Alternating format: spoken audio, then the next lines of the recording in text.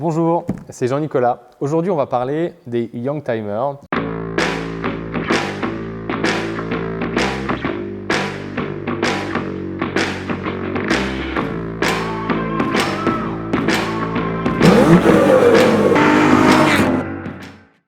Alors, comme vous voyez, je suis pas du tout entouré de ça parce que là, l'Aston, elle est 2009, donc beaucoup trop récente, c'est pas une Youngtimer.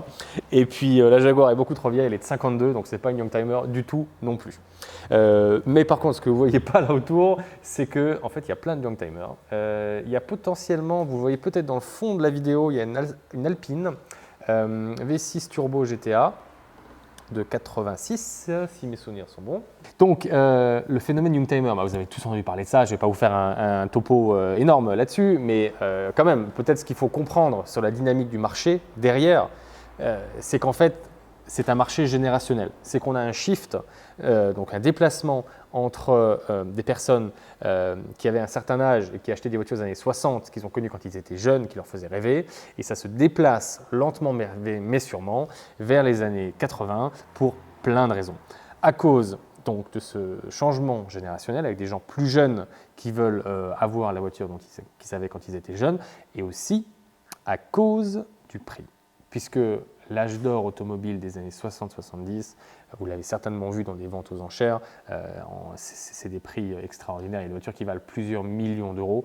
Donc évidemment, lorsqu'on ne peut pas acheter ça, on se reporte sur la prochaine meilleure voiture. Et la prochaine meilleure voiture, c'est celle qui a été produite juste après. C'est qu'en fait, on arrive vers un déplacement vers les années 80. Et on peut prédire déjà aujourd'hui que dans quelques années, ce sera les voitures des années 2000 qui seront sous le feu des projecteurs. Et un jour, les voitures des années 2020, bon, l'électrique et l'hybride, c'est un autre sujet, hein, mais seront sous le feu des projecteurs et collectionnés par des gens qui aujourd'hui ont peut-être 12 ans ou 10 ans.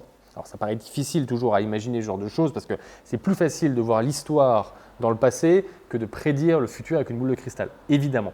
Il n'empêche que c'est ce qui se passe lentement mais sûrement et qu'on n'en parle jamais assez parce que c'est préhistorique, mais dans les années 20, 30, il y a des gens qui collectionnaient des voitures qui avaient 20-30 ans.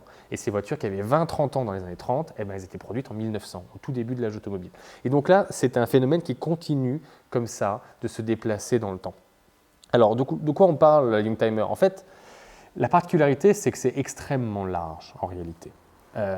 On a de la Peugeot 604 ou de la Renault 30, donc les années Giscard, hein, pour dire les choses, avec le fameux V6 PRV un peu boiteux.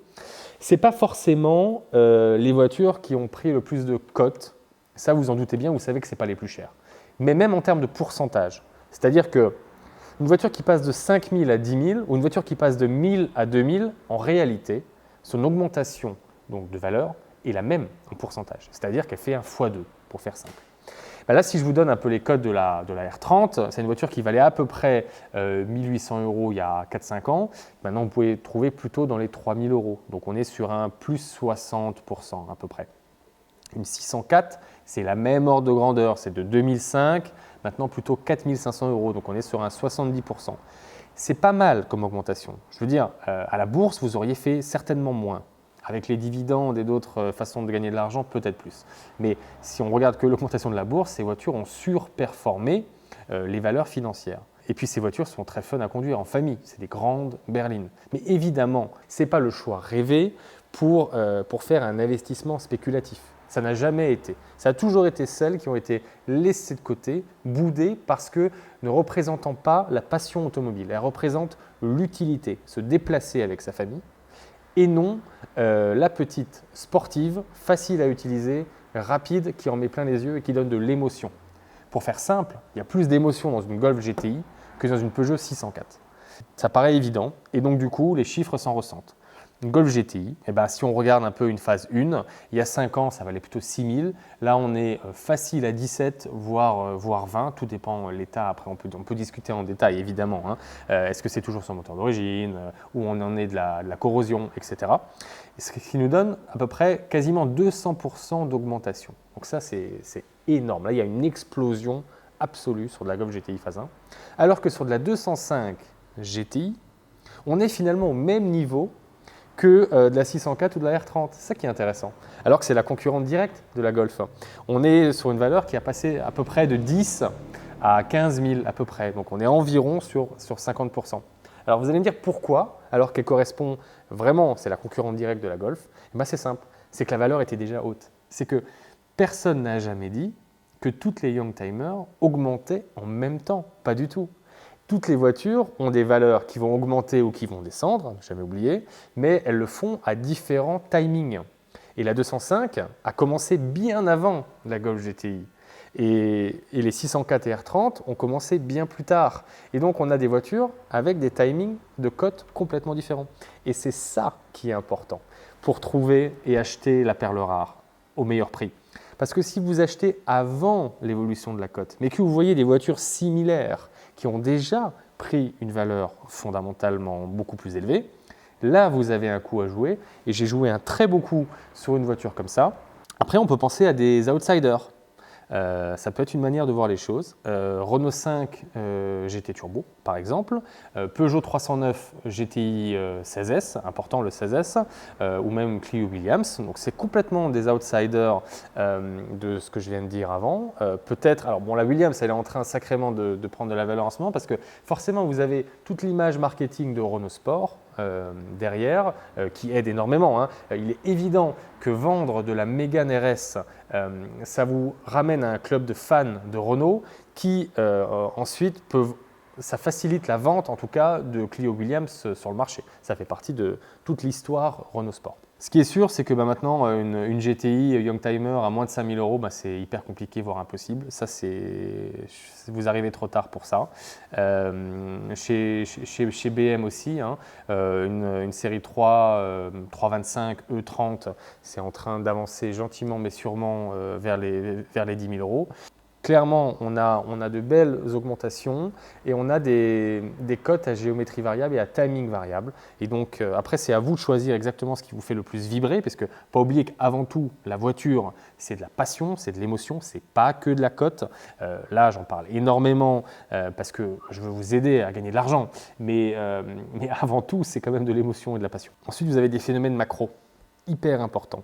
Par exemple, 2008, crise financière.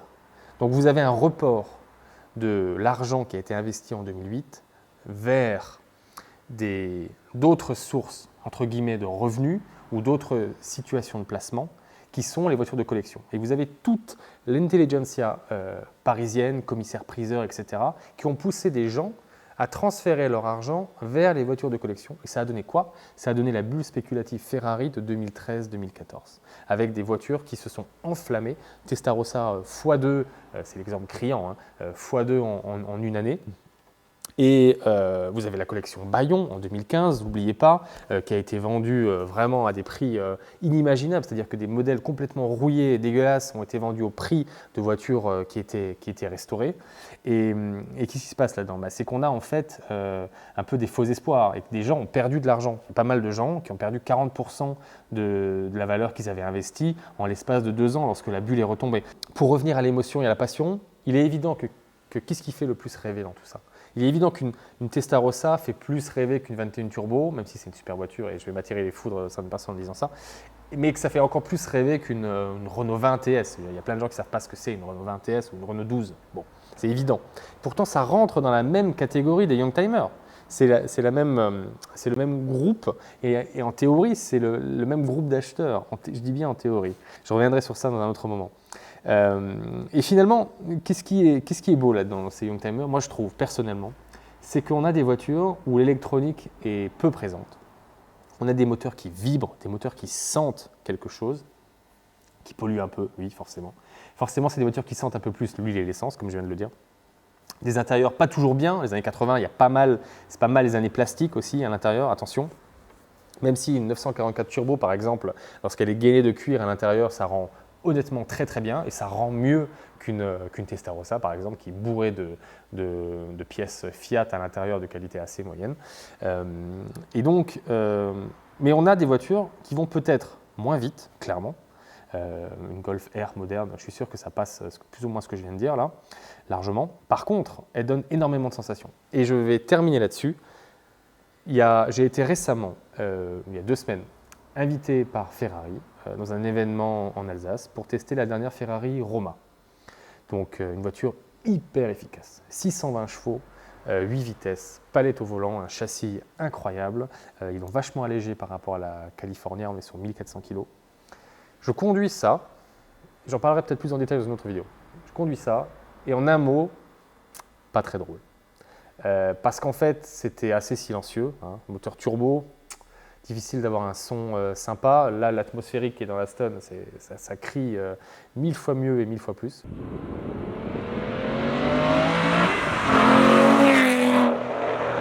Et en fin de compte, c'est tellement aseptisé, c'est le mot, c'est aseptisé à l'intérieur, que vous ne sentez même plus la vitesse et vous êtes en prison en 2 secondes avant d'avoir eu des sensations. Avec une Youngtimer, tout ça, ça n'existe pas. Et vous avez beaucoup plus de sensations. Voilà, en un mot, sensation.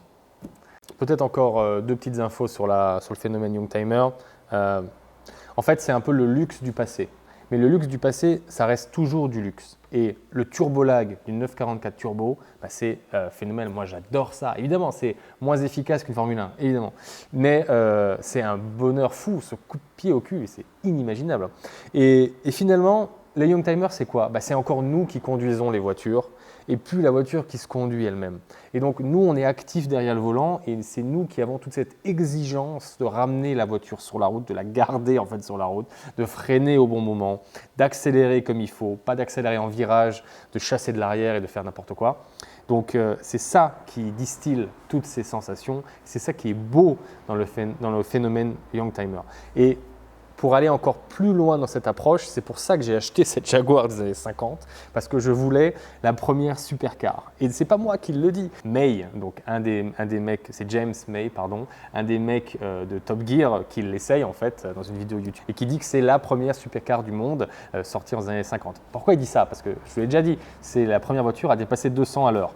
Et donc vous avez dans ce vieux taco avec un look de taco extérieur qui en fait est une copie des Bugatti des années 30 en termes de look, ni plus ni moins, la Bugatti Atalante, bah, vous avez des performances folles. Et comme on est encore beaucoup plus vieux, frein tambour, boîte de vitesse première non synchronisée, il y a encore, pour moi je trouve, il y a encore plus de sensations. Ça vibre de partout, ça fume derrière, enfin c'est un bonheur, c'est un peu extrême. Et je pense que je ne l'aurais pas fait si je n'avais pas eu des jouets un peu plus modernes comme celle-là ou comme ma Testarossa, etc. Mais on peut aller loin comme ça, c'est ça ce que j'explique dans le délire. Et que le Youngtimer, finalement, c'est le bon compromis entre quelque chose qui est vraiment vieux et exigeant et quelque chose qui est peut-être d'une certaine manière un poil trop moderne. Et le Youngtimer, c'est en termes de rapport émotion-prix, peut-être ce qui en donne le plus. Voilà. J'espère que vous avez aimé cette vidéo et cette longue analyse. C'est un peu mon style, hein, de faire des analyses comme ça. Donc voilà, j'espère que ça vous a plu. Abonnez-vous et puis on continue sur cette chaîne pour de nouvelles vidéos.